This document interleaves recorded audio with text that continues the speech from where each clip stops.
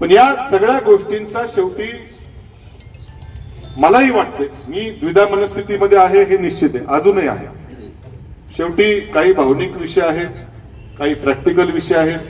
आपल्या सर्वांचा विचार, मी निर्णय घेताना तुम्ही एक क्षणही मनात आणू नका की मी काय निर्णय घेईल आणि काही तुम्हाला वाऱ्यावर सोडून मी काय निर्णय घेणार नाही. मी असं शेवटी हा विषय आपली चर्चा होणारच होती, असं काय वेळ तुम्ही आले नाही तरी मी आपल्या सर्वांशी संवाद साधणार होतोच विषय.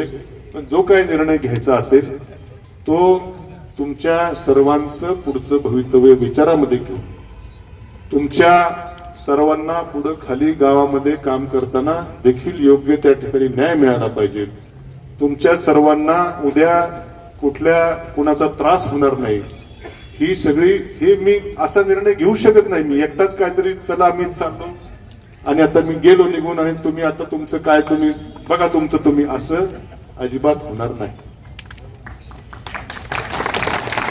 मी अजूनही माझी द्विधा मनस्थिती आहे ही निश्चितपणे आहे. कारण शेवटी